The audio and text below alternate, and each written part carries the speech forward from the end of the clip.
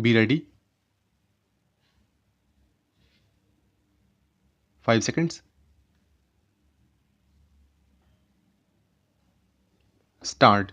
Sir, I would first like to congratulate you on the short presentation that you gave.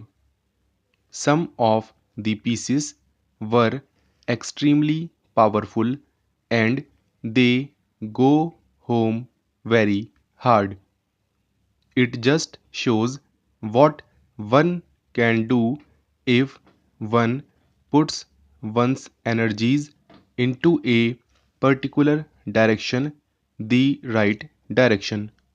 In India today, perhaps in the world today, we are facing a period of change, the like of which has not been seen ever before, partly because of new technologies that are available, but perhaps more than that, because of a new thinking that is taking place around the world.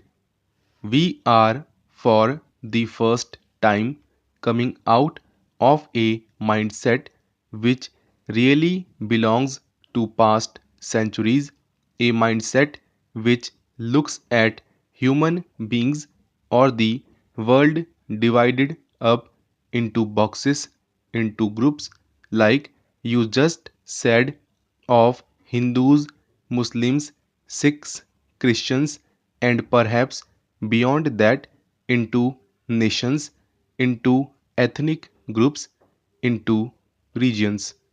For the first time, we have started looking at the world, looking at humanity as one integrated whole.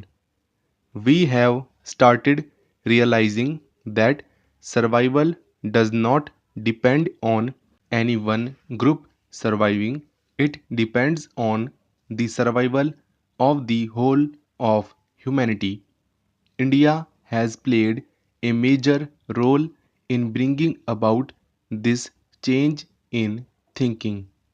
This has been part of our traditional thinking for thousands of years. Gandhiji revived it during the freedom struggle, and during these past 52 years of freedom, we have been struggling hard, first under Panditji, then under Indiraji, to bring this new thinking to the world. For the first time during these last few years, we find that global thinking has started to change. At the same time, the old system fights back very hard. There is a tendency, on the one hand, to look at the world as one.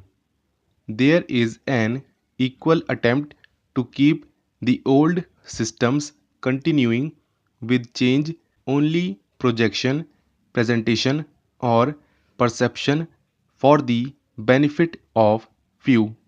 We got out of colonialism, but did exploitation end? It did not. The poorer countries, the weaker countries still have a net outflow of wealth.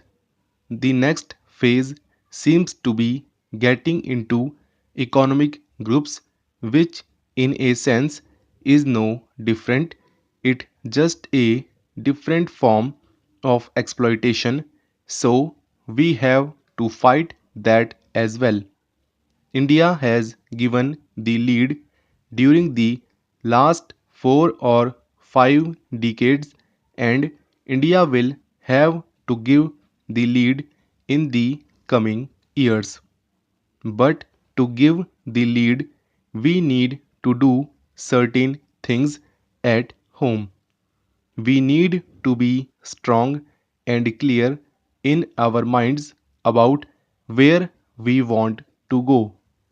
Our strength, traditionally has been that we have always looked beyond the material into certain higher values, deeper values, perhaps spiritual values. We have looked beyond immediate gains. We have always tried to work for certain ideals. Today, this basic Indian thinking is coming under very severe attack, partially from you, because the real attack is from the materialistic attitude that is coming into our society. That is why I am glad to be with you here today to try and turn your attention not to just selling but also at building the nation that we want to build, projecting the ideas, the ethos of India across the world. For that, we need to first look within and see what we need to preserve and what the problems are and the difficulties in preserving it. The biggest attack on our traditional thinking, on our culture, on our civilization is from materialism, which is being brought in partly because of growth, development, because people have access to goods and facilities which they did not have access to earlier, because their incomes have grown, because their standards of living have gone up. The way India has grown during these past 8 or 9 years is well behind that we ever have expected. These problems are going to get compounded. I expect our growth rate to increase even more in the coming years. So, these pressures will increase even more. Therefore, we must be very clear in our minds about the sort of nation we want to build. The biggest danger in going down a purely materialistic route is that we will ultimately surrender the independence that we won with so much struggle. I see that as the biggest danger. We are independent today not because we won a battle against the British and sent them home.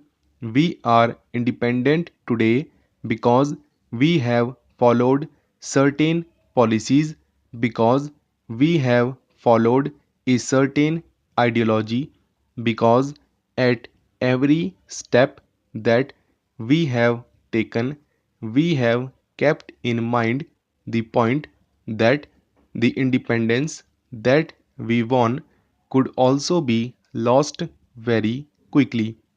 When I talk about the independence being lost, it is not just a question of being ruled by another state.